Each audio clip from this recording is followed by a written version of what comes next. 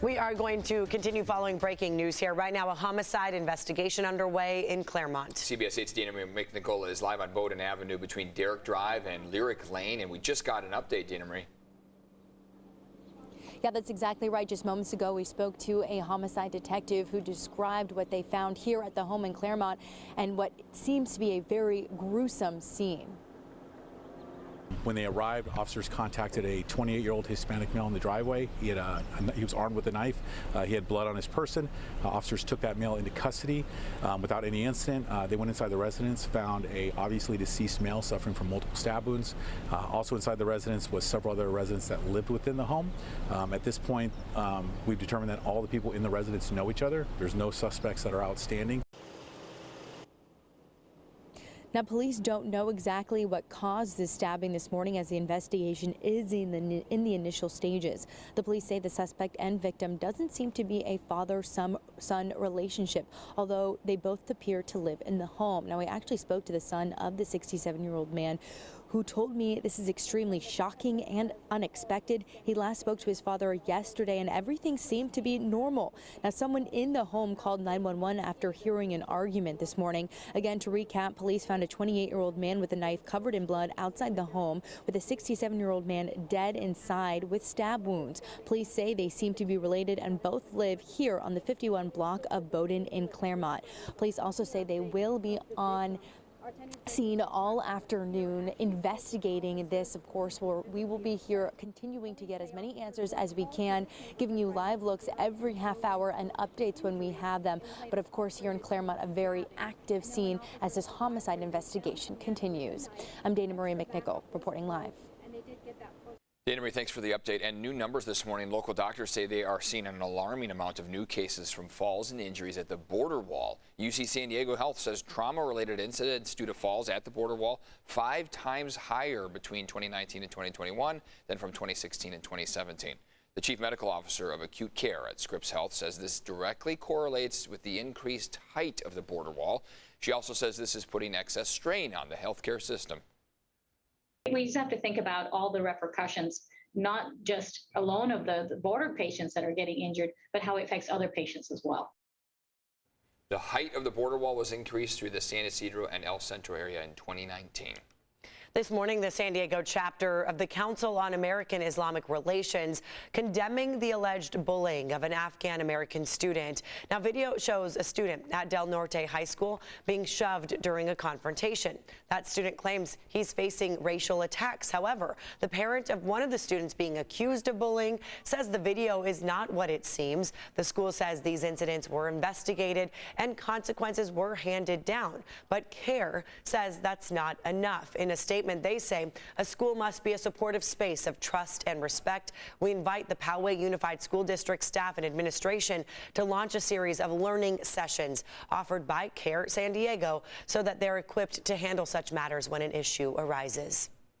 And now we are working for you to help fight hunger this summer as we're kicking off our summer food drive. CBS 8, we're a proud partner with the Jacobs and Cushman San Diego Food Bank to help kids and families who are in need. Our Chris Groh live at the San Diego Food Bank warehouse now with how we can take part. We know a lot of kids in our county rely on food at school, and when school's out, oftentimes those kids go hungry, Chris. They really do, and we really saw that problem get exacerbated during the pandemic with so much food insecurity going up, that impacting families, that impacting children, and there's never been a greater need for trying to bridge that gap than there is right now, and that's why this summer food drive is so important too. As we sit here in the warehouse, get food on the shelves, and then that food can go from the shelves to the partners in the community who help distribute that food. Now, there are a lot of partners that make this all possible.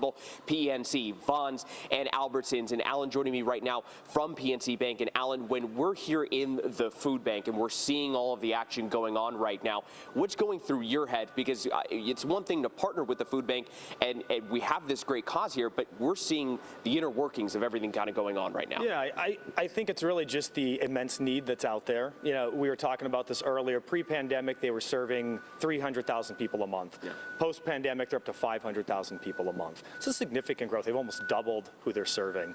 Then we look at kids with this Foods Drive is like really targeted towards, and there's over 280,000 kids in our county that are on some form of food assistance through the public school program. So school gets out for summer and these kids are at risk, and this program is really helping to address that need. And it really is something that a lot of people don't realize that they can make a difference, that they can actually help out.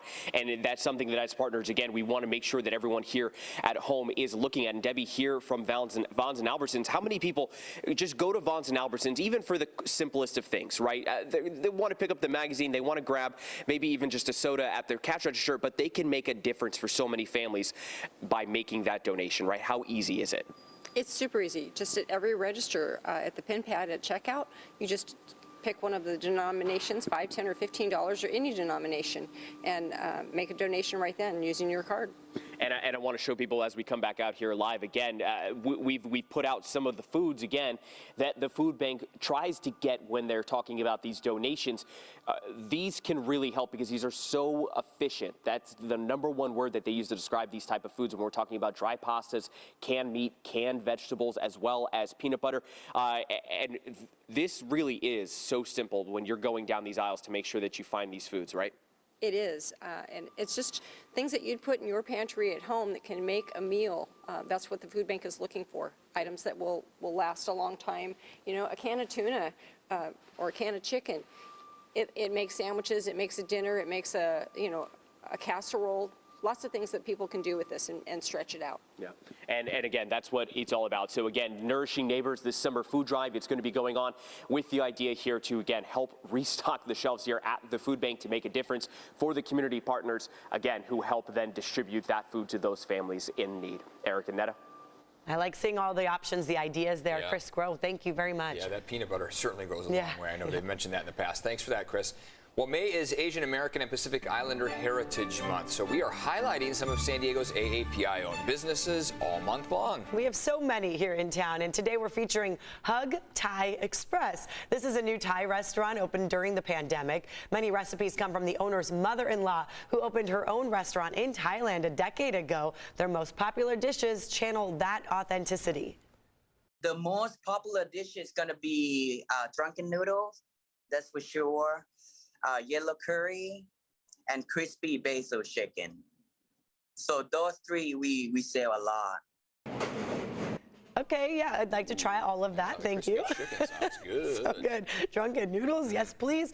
Since they are a new restaurant, they're still working to draw in new customers. So go ahead, visit them, support them. It's Hug Thai Express in La Mesa. I wonder if they accept hugs after you eat a delicious meal. Want to hug the chef? At least a fist bump. Yeah. Today, a new community fundraiser is scheduled to be announced in the Convoy District. So this new project will buy and install Convoy Asian Cultural District freeway signs. This will be put up along Interstate 805. Right now, the goal of the project to help encourage more visitors to come on out to our area here on Convoy. We know it all too well, right? So many great restaurants, and you know, it's nice to see it get busy again. We're starting to see more and more traffic. Oh yeah, more and more cars checking out some of the restaurants around here, and lots of options, that's for sure. Let's check in with Evan and see how the forecast is looking here on a Monday. Welcome to your Monday, everyone, if you're waking up with us at 6:30 right here. Happy Monday to both of you and to everyone watching us. It's a cloudy one. We got quite an extensive coastal eddy that has spun up some clouds. So that's what we're going to be dealing with, especially along the coast. If you're along the immediate coastline, don't expect those clouds to clear for quite a while. We have a good amount of time that we'll see those clouds hanging out with us. As you head farther inland, areas like Lakeside, starting to see those clouds recede just a slight amount, a hair, as we are supposed to be in that time of the sunrise, right? But instead, that view outside looks a lot like this. It's very gray and blue, so we don't have those vibrant red and orange tones quite yet. We will, however, have those types of tones with us on Wednesday morning as a ridge of high pressure starts to build. Wednesday through Friday, temperatures are warming, conditions are clearing up quite a bit. It's going to look really beautiful out there as we go into the middle of the week, toward the end of the week. But for the start of it, today and tomorrow, we're dealing with cloudy skies. 68 is what we're going for. Many of our models cool us down, so they say 66. Between 66 and 68 is what we're we're going for that will still keep us below average across the board. Coastal eddy leads to cloudy AM hours, gusty west winds. It was a very gusty weekend, especially over your mountain passes up towards San Bernardino County, for example, clocking in the 50-mile-per-hour range. Now, as we head into the start of the week, it will still be breezy out there, but we're going to see those winds die down over the next about 24 hours or so.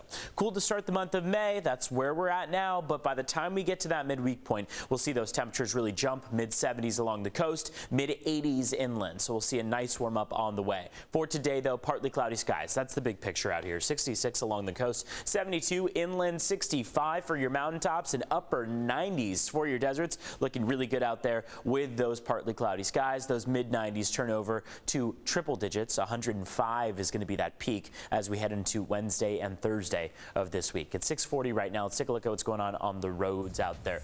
We were earlier tracking this crash that took place on the 5. This is as you get onto the 15. Looks like a main street is where that crash was, or it could just be right off of the 5 on the off ramp, causing some slight delays on the 5 northbound. Also likely causing some of that congestion since plenty of people are trying to get over to the Coronado Bridge. But it looks like CHP is still working to clear that right now, not getting any specifics on what exactly took place there. We'll try to get you more information, but it does look like they're trying to clear that as we speak. 6:40.